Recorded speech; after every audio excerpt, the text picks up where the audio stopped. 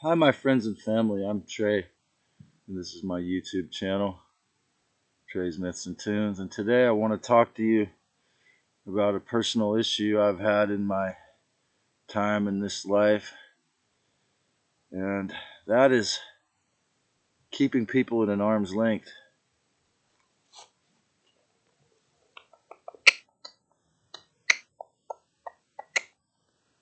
This thing that you believe in, it's just cruel to me. I'm the devil in the season. In 2020, they said, stay 666 on the ground, and everywhere you go, people jump out of the way. They said, don't stand, don't stand so, don't stand so close to me. Don't stand, don't stand so, don't stand so close to me. So I was born the zodiac aspect of Mercury and Capricorn retrograde in my zodiac birth chart, which means that I see all the ways around issues. People think I'm autistic, but it's because I see it from all sides. And one of the shadows of this archetypal issue is keeping people at arm's length.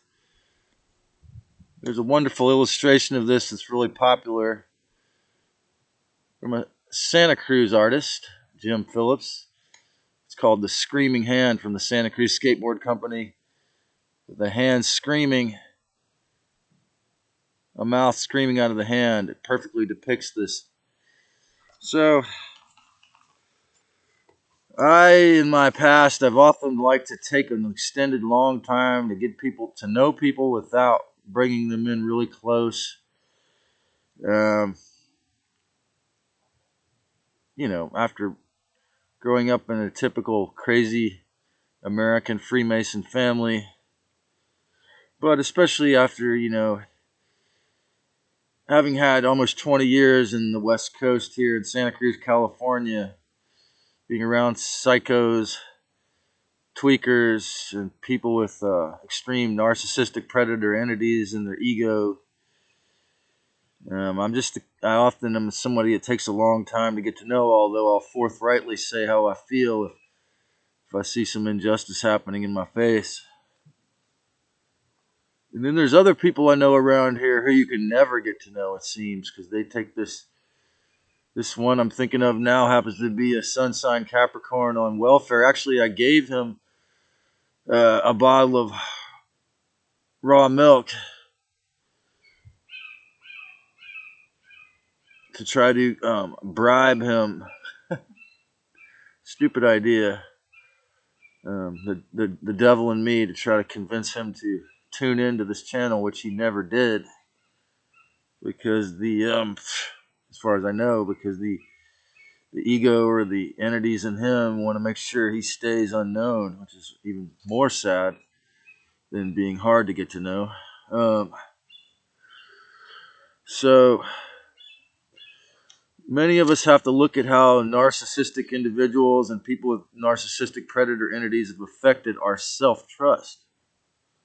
How have these possessed and these sick in the mind people who we thought were generous and loving and nice, how have they, temporarily affected or even destroyed invisible parts of our brain that we're not aware of, that we need to heal, to do the shadow work, to reclaim or reframe, or in other words, to retrieve those parts of our soul that this individual or these individuals have seemed to psychically destroyed, or you allowed them to mess with.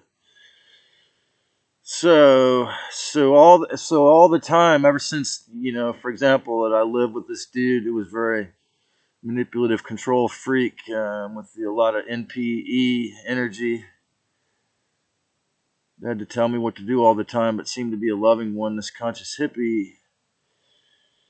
So every time you meet somebody, you think, how can I be sure this is a real good person, or just another con artist, or fake, or someone possessed by one of these entities?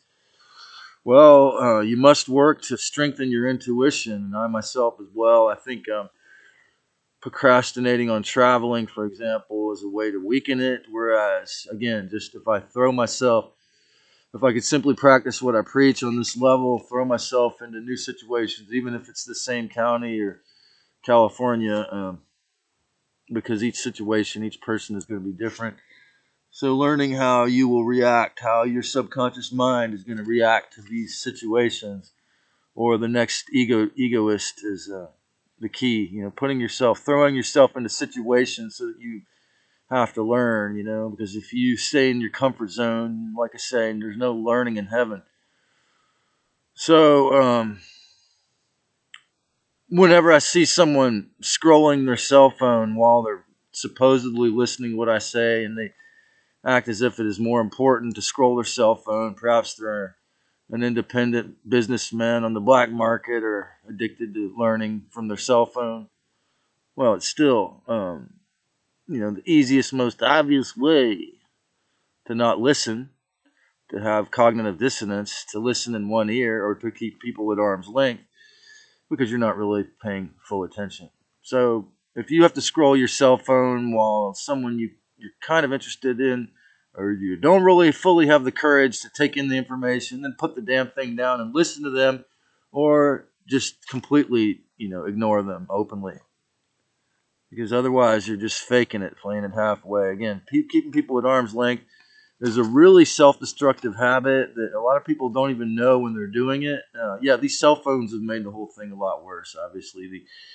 The microwaving yourself with this dopamine hit while you're able to pretend to pay attention. Oh man, that makes this tendency much worse. Fortunately, I don't do that shit. But the external rules, your hubris, of course, your fears, your any narcissistic tendencies. For me, before I started this channel, as I say, which is a much more healthy avenue for me, even with all the damn shadow banning, my street preacher archetype, like the throwing pearls on the concrete, as I would say, or casting pearls at swine, is actually another way of keeping that I would in the past keep people at arm's length.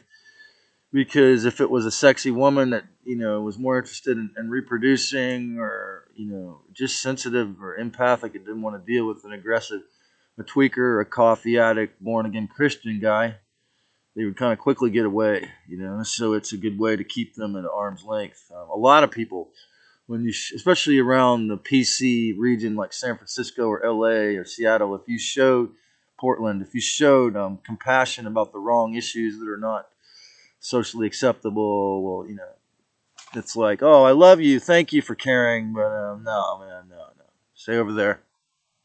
So many people in this community are going to go, no, oh, thank you for caring, thank you for trying, stay over there,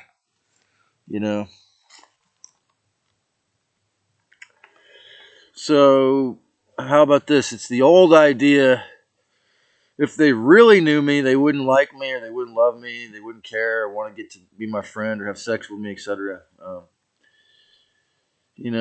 Sometimes this is actually true, and this is why people keep you at arm's length, because they're secretly a covert narcissist, or they have this narcissistic predator entity, or they're completely psychotic in some other way, or some other justification.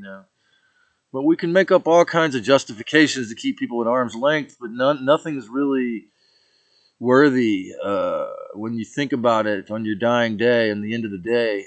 It's like it's a disrespectful thing, no matter how you count it. It's disrespectful to you and to them. Now, if you really just want to be acquaintance with someone, don't give them that much linear duration. Like a minute or two. Don't hang out with people you don't really honor. That's just, again, it's complete disrespect on a subtle level. Okay, so this type of person that would do this is a person who seems real friendly and real, but they're really controlled and afraid. And if I haven't done the complete shadow work, again, I'm not 100% It's one thing that might repel people from watching my channel, but I'm doing the work in part by helping to spread the healing here. So, because I am not, I don't identify with these stupider thoughts so much anymore, and I want you to stop identifying with them. So this is manifested, this keeping people at arm's length is manifested often in projection by how people will get fascinated with you, in my example, and then, like, if I talk about the aliens or anything else they don't want to hear, for example, whether or not it's accurate that they need to go somewhere, they'll say, I have to go. No further intent will be displayed, like they won't want my phone number, my email, or this channel, or they won't want to know when they could see me again because it was a little bit, too much. So this is when, often these people have trauma they don't want to look at, and I brought it up as a shaman or a student shaman. I was scraping their wound inadvertently as a heyoka-spirited person. So, being a dependent hermit really exasperates this issue. It often, very, very often, makes me want to intuitively keep people at arm's length unless I can discern they're not going to try to manipulate me or want to be verbally or psychologically abusive. I still have to fully relearn. You must relearn self-trust. Now, I think through service is one of the best ways possibly that you could do it. Why must I keep them over there? Why must I keep them over there for good and bad reasons? Maybe you need to heal before you can figure out, Maybe you don't have enough self-trust. Maybe you don't trust your instinct or intuition enough. I mean, that's probably the only really honest reason. I mean, you have to make a transition from keeping people over there to giving them a hug. Because you have nothing to lose when you know how to stonewall or, starve the predator spirits. After you've reestablished some sense of boundaries, even like in my case where you're still working on that, your individuation, as it's called in psychology, you can start remembering openness to new friendships. This is what I'm going to focus on right now, man. And they got to do it in physical 3D fleshy suit as well as here on YouTube where it's more comfortable since the lockdown. But you know what? It's took a lot of courage for me to begin this. I needed that. I guess I needed that warm Atlantic Ocean every day for a week or two. But I was watching Dr. Ramani. She mentioned this term, betrayal blindness. If you've had narcissistic abuse in the past, and particularly if you, as I say, if you're the Pollyanna who keeps the Pollyanna, as I had in my previous video, the Pollyanna empath who keeps forgiving the unrepentant narcissist, you're gonna, have a real hard time making new friends, especially if you keep letting that old one abuse you. You're certainly going to keep even a beautiful sexual partner, that beautiful hot woman, at arm's length, unless you've fully forgiven yourself for that last one. Yeah, as I've said many times, doing the shadow work, the self-forgiveness, healing is such a huge. I almost want to agree with my new friend or my viewer Ian here, who said it's all the work. It's maybe not all of it, but a lot of it. So there's going to be a lot of cognitive dissonance with these people who keep you at arm's length because they would love to be your friend, but they're terrified of the truth or some part of the truth often, and or the truth about themselves.